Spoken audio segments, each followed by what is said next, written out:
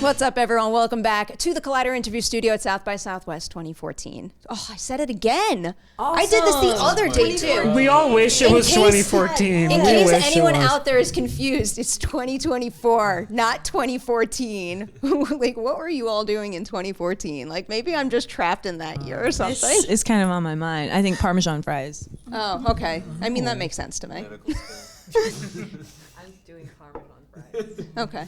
I was making my first feature and realizing that making movies is extremely hard work, and I would rather celebrate other people's very hard work and not do it myself. So huge congratulations on A Nice Indian Boy. Really delightful movie. I know you haven't premiered yet, and I was saying it before, but you are about to get a very warm reception at South by Southwest because it's a beautiful film. Thank you. So clearly I know what your movie is about. A lot of our audience is first going to learn about it through South by Southwest. So who wants the toughest question of the bunch and to give a brief synopsis of your film? I can do it. The movie is about my character, Naveen, who ends up falling in love with Jonathan Groff. And I have to bring him home to my crazy Indian family. And he has to win them over, and they have to win him over. And it may or may not end with a big gay Indian wedding. Beautiful sequence, electrifying sequence. We're going to get to that, I assume. Roshan, I have a couple questions for you about signing on to direct the movie. Two-parter. First, why was it important for you to tell this particular story? But then I'm also curious, what was it about making this film that you thought would benefit you as a director honing your craft? Well, it's very personal, the movie, because I am gay and Indian, like the lead character. And in many ways, he's playing a version of me because he's a gay Indian doctor the way that I am.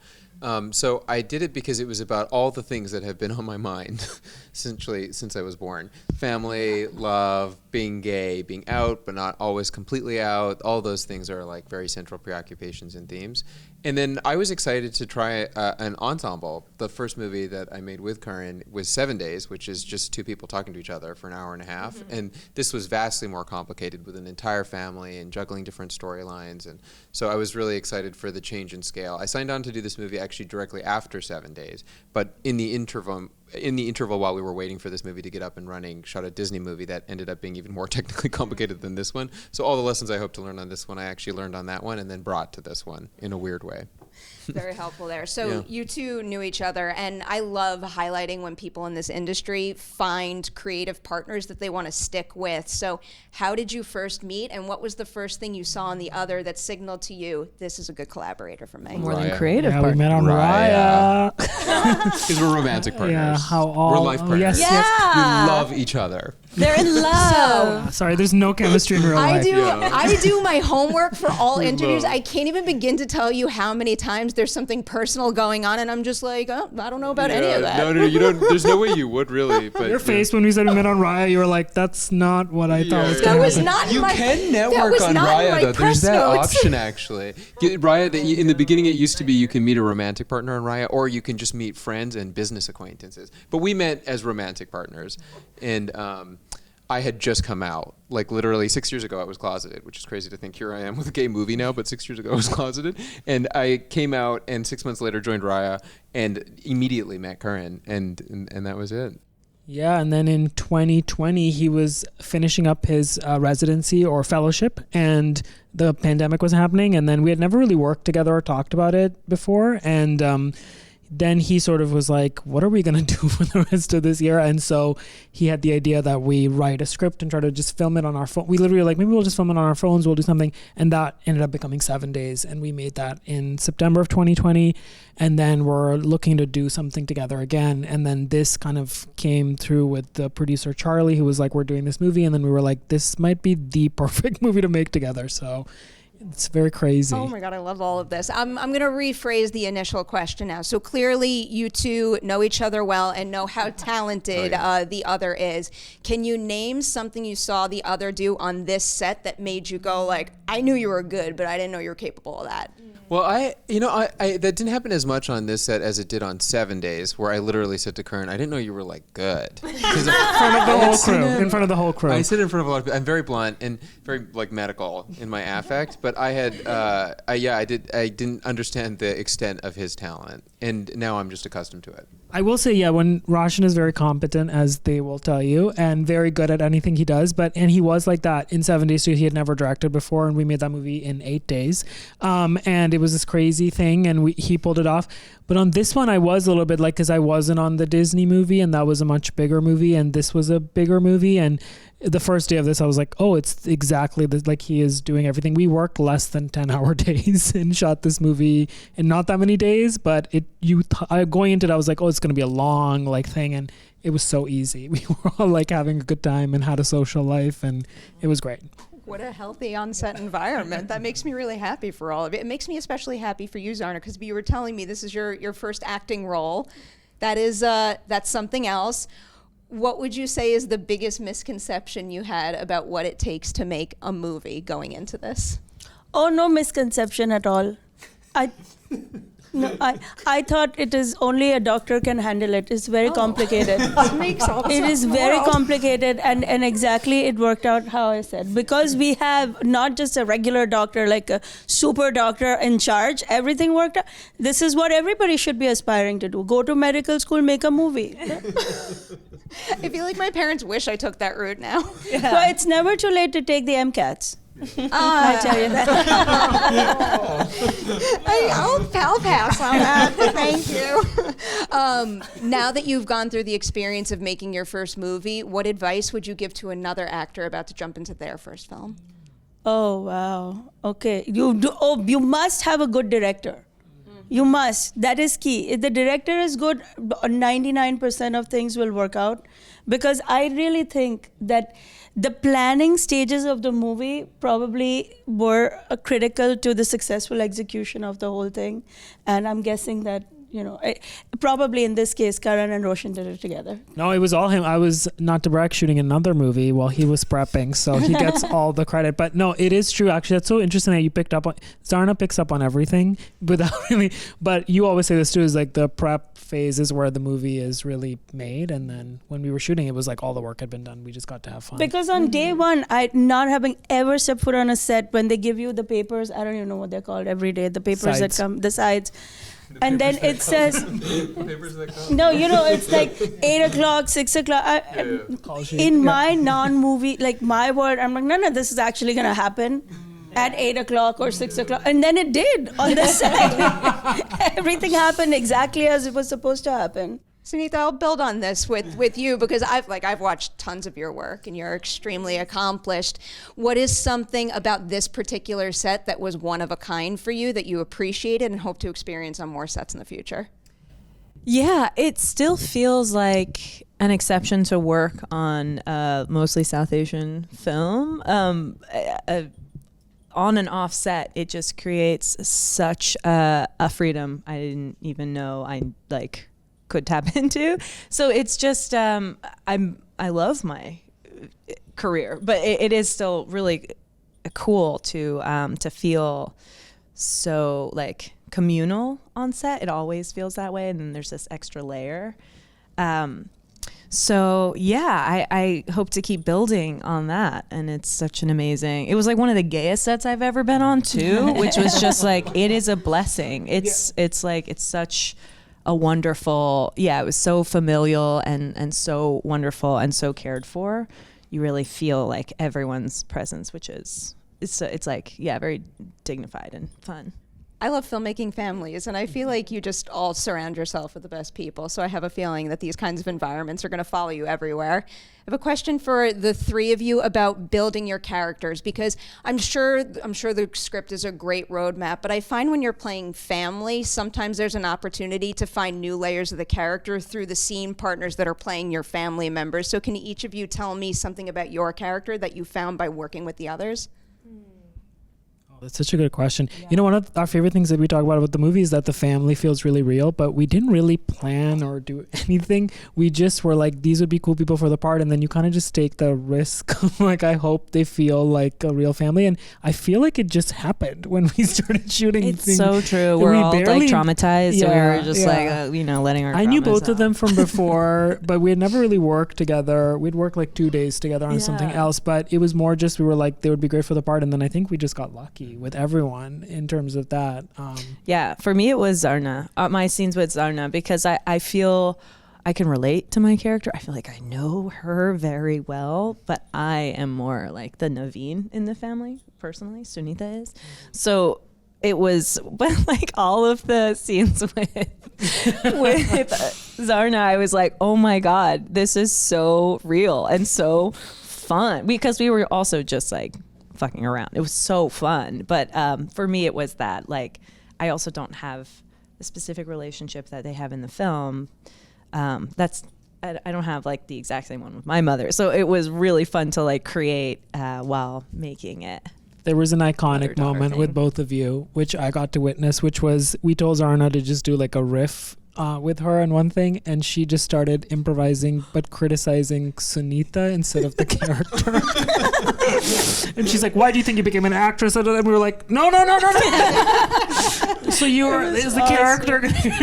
But it was incredible. It was so funny. So as you can tell, my disappointment with my kids and all kids is like right at the surface. I didn't have to dig very deep, blending into this family situation and telling my kids everything they were doing wrong. It's kind of, I probably am like a world champion at that, if there was an award to be given.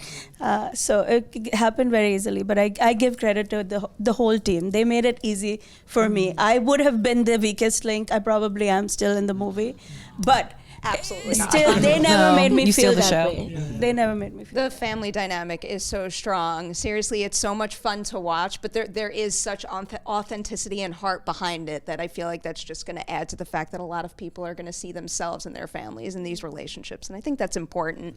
I wonder if a particular scene is going to answer this question, but going into filming, which scene did you think was going to be the toughest to pull off? And then ultimately, was it the toughest, or did something else catch you all by surprise? I thought the toughest would be the dance, and it was.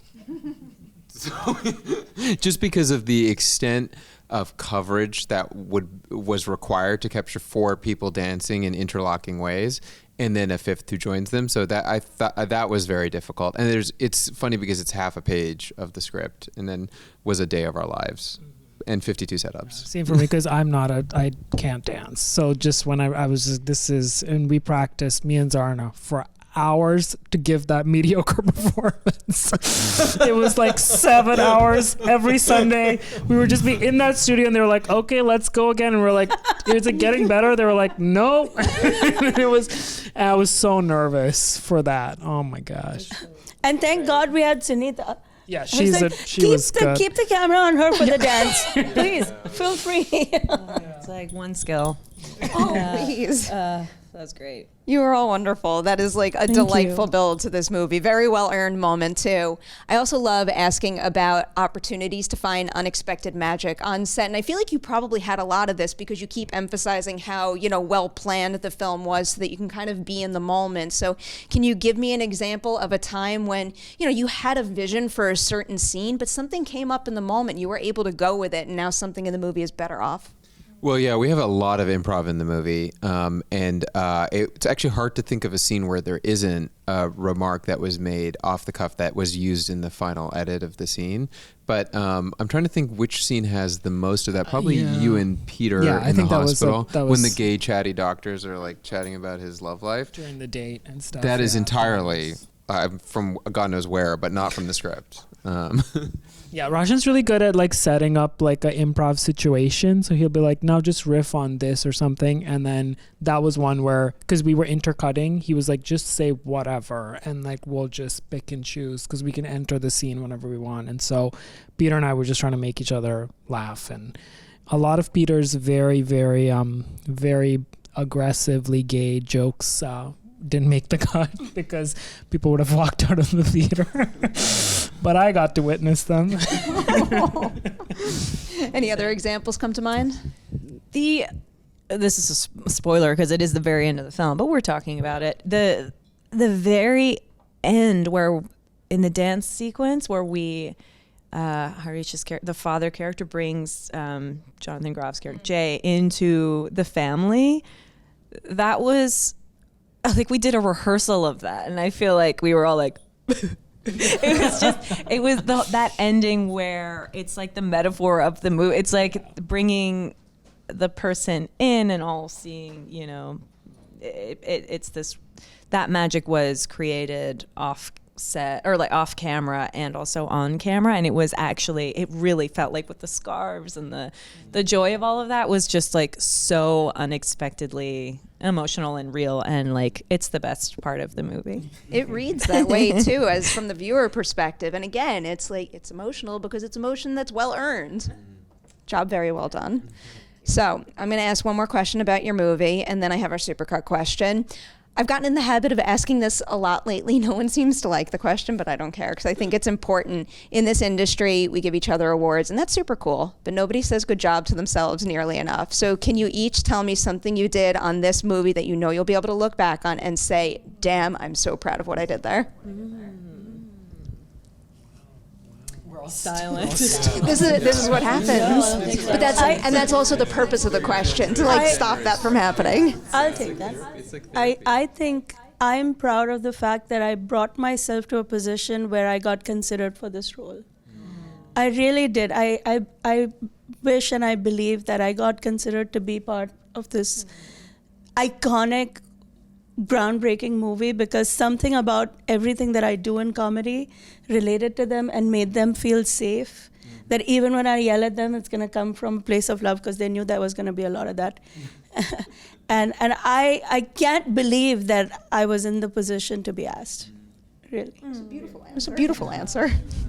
I've gotten to do a lot of like supporting things and a few times I've gone to be like first on the call sheet or whatever, and I've noticed in other things like how a set dynamic can be different depending on who it's from the top down, and I've been inspired by certain people and been like, I don't want to copy other things. So I was just proud. It was a lot of, we shot 6-day weeks. I had no time off. I was very tired, but I was just like, I hope that it's like a happy environment for whoever comes through, and that like I was proud of myself for like surviving the part of the shoot and trying to still have fun and be present as much as I could. I wasn't there every day fully present, but I tried to be like, I hope it's like a happy environment. Yeah. It's another great answer. Oh gosh, I guess what did I do on this film?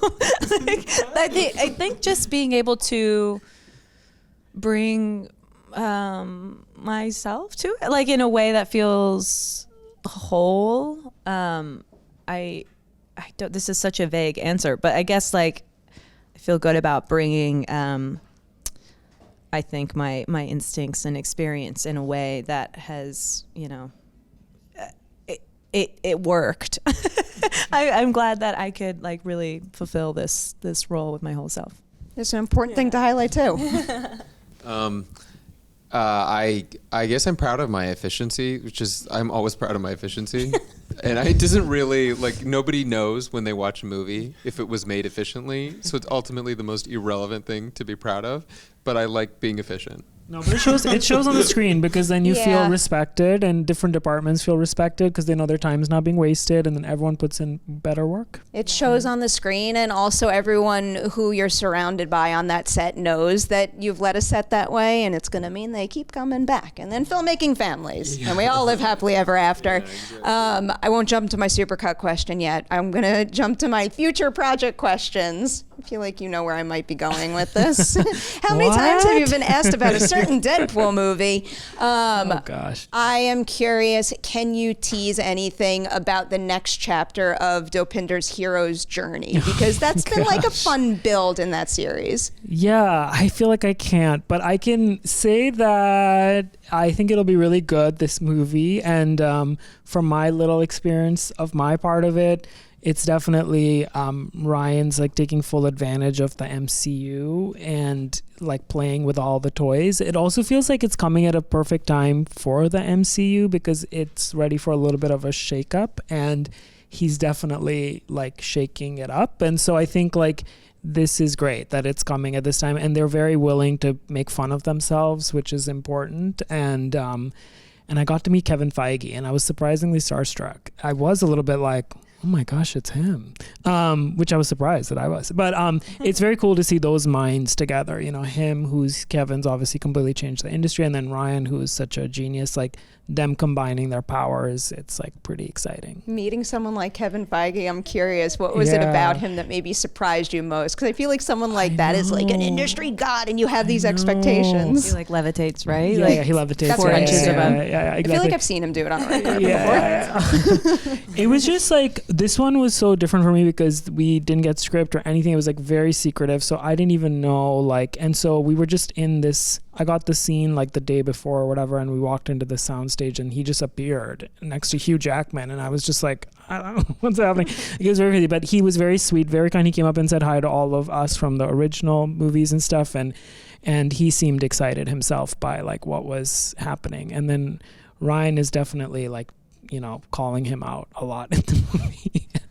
Man, I was just curious, and he's laughing about it, and you know, he's definitely breaking the fourth wall, and there's a lot of Kevin jokes. So, I mean, you have to have, you know, a good sense of humor, and he does, so that's cool. I like that. I'm here for it all. Sunita, I have one for you too, because you can't be in an A24 horror movie and not have me ask about it. Death of a Unicorn sounds so interesting to me. What can you tease about the style and tone of that horror comedy, I believe? Exactly. Oh my gosh, I'm so excited about it. I think it's going to be great. It's going to be everything. The cast is insane, and what was the question? Style and tone. Oh, because also there's like a fantasy element to it too. It just sounds like such an interesting combo to me. It is. It's like I think the best version of satire with like surreality and absurdism and just like a lot of genres and tones mixed together, and I think it takes, again, letting that cast so funny, so equipped to like handle all of that. I'm here for it. I'm here for it. Unless someone yells at me, I'm going to ask my supercut question. I love this question. It's something I'm asking during every single interview, and I do think it's an important thing to highlight because I feel like a lot of Hollywood is kind of like, I don't know, has like a doom and gloom vibe right now. So I want to take an opportunity to shine a spotlight on the good stuff out there. Can you each tell me a movie you saw recently that gives you hope for the future of Hollywood? I will go. I saw Julio Torres's Problemista. So good. Hope for the future. Hope for the future. Yeah. So good. I just saw One Day. I know it's not a movie, but I thought I was a wreck and a mess. And, you know, it was, I loved it. Yeah, that was I feel like TV movies, like, what's the difference anymore? Good storytelling is it good felt like, storytelling, yeah, period. yeah. I loved this latest season of Fargo. Such a basic answer, but I loved it. I'll take the basic answer when it's accurate like that. Zarna, how about for you? I don't really watch movies. I only watch Animal. Oh gosh. Am I allowed to say that? That's gonna get me in trouble. No, strike It's that. a Bollywood Tell movie me that's it. very problematic. It's a Bollywood movie that's very problematic. I did see it 4 times. Yes. Well, it's crazy because Problem. it's It is very extremely misogynistic, but she and- watched it 4 times and she was like, loved it. It was about the art. It's a rallying The cry art. for Indian incels, and Zarna watched it. Yes, yes, and I am playing its music on repeat loop. But you know, yes. The music is really good. Yeah, well, see, they get you somehow. Horrible movie. No, it's a great movie. Yeah. And the centerpiece of the movie, just, it's not even a spoiler, it's everywhere, is this whole huge, humongous machine gun. With a little seat on it where you don't have to stand anymore and shoot this thing. You can sit and drive around and shoot people. I know, I'm sorry. Can you just It's a recap thing. for her just like the plot, just one I'm sentence, so so that people curious know now. what we're talking about? This movie is about this guy who's a little unhinged, little, what do we say, and has severe daddy issues and goes through life like wanting to like appeal to his father who will not come around. So it's very realistic in some ways, right? In some ways. And then he becomes a violent animal in his quest to be accepted by his dad. But the centerpiece of this movie is this big machine gun with the seat on it that is made in India. This does sound amazing, actually. I mean, for better or worse, we all know what I'm going to look up after this interview. On that note, I have to let you go. I am going to say sincerely a huge congratulations on a nice Indian Your boy. questions were thank amazing. you. Yeah, thank you.